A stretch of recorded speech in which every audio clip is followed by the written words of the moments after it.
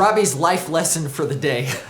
Don't be afraid of progressing at your own pace. I have spent plenty of time in my life clenching and just feeling bad about the progress I was making in something.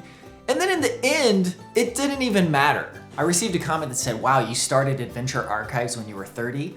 I'm turning 30 and my life feels like it's plateauing and I haven't achieved anything in the last 3 years. In my experience, sometimes life is just like that. And you are gonna be slow to do things. There are many life milestones that I was very late to the party on. And it doesn't feel great at the time, but man, who cares in the end? Like after I graduated college, I moved right back home with my dad. When you're that age, people are like, oh, what are you doing? Like, why are you such a loser? And then when you get older, you're like, man, I wish I could have spent more time with my parents. There will be times where you're not like pushing yourself hard enough, but there's other times where it's just like, it's okay, man. Just relax. Where am I going with all of this? ND filters. These are little sunglasses that you put on your lens. The specifics of it don't really matter that much, but the point is if you don't use one of these ND filters when you're outside, the motion blur on your video is going to look like this, okay? And to me, that's fine. I don't really pay that much attention to it. My viewers have never really paid that much attention to it, but I do prefer the look of when you do it the standard way where you get motion blur. And for a long time, I did not use ND filters because they're kind of a pain. You have to screw it on, and then if it starts to get dark outside, you gotta take it off. Also, getting the color right is a little bit tricky because even if you white balance it, sometimes you have to tweak it. Long story short, I did not use ND filters for a long time. But eventually, I gained enough experience and I had enough confidence that I could actually start using them that I've been using them in the last couple of episodes. And it's probably a long time coming for anybody who really pays attention to what the video looks like. But for me, I just wasn't ready to do it yet. And it would have been great if I had figured it out earlier, but it's okay. It's fine, man. You're gonna improve at your own speed. Anyway, I got some ND filters for the DJI Osmo Pocket 3.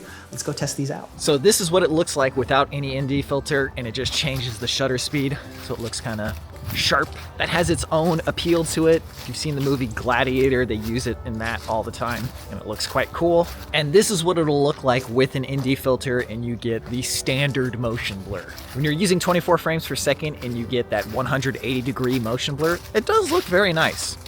Looks nice and cinematic. Looks very natural. It's what you're used to because it's what you see in films and movies all the time. God, it is way colder than it should be. No, it's probably as cold as it should be. Way colder than it's been. You know what one of the hardest things to edit for Adventure Archives is anytime we're eating. Because I'm sitting there editing and I'm just like, oh yeah, I want some of that too. That looks good. But usually I have to settle for my own crappy lunch.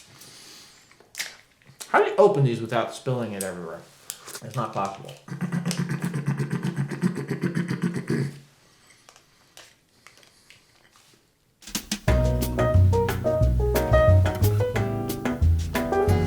You know what movie I really like? Tenet. I love the spectacle of Christopher Nolan movies. They're so cheesy and ridiculous, but they're so fun. The production is just so impossibly grand, and I cannot believe people actually make these movies. Just a really fun, interesting movie, and you got some little fan theories and stuff. It's great.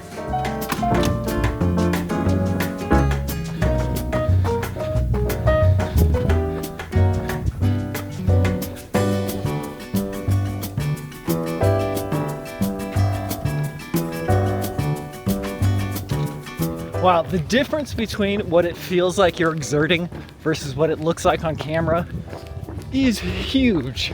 There is an entire ocean of difference because that was very difficult and it looked like nothing. Okay, let's do a little experiment. I will run at my normal speed and then I'll do the same thing at the fastest dead sprint that I'm physically capable of. And let's see if they actually look any different.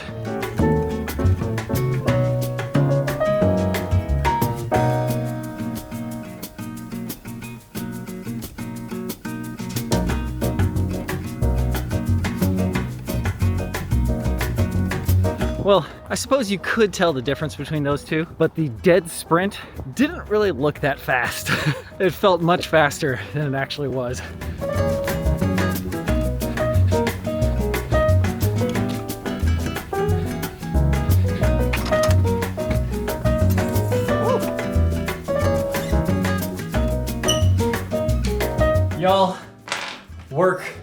has not been easy lately.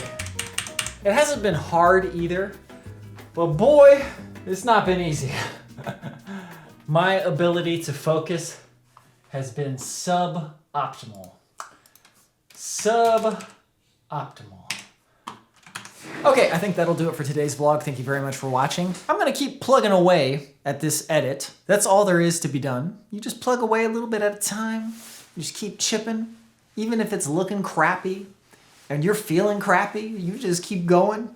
And eventually you get this facsimile of the Mona Lisa. No, what's the Venus de Milo. You get a gummy Venus de Milo. That is the type of works that I produce. I produce the gummy Venus de Milo of the Venus de Milo. Anyways, thank you very much for watching. Hope you have a good one. I'll see you in the next one.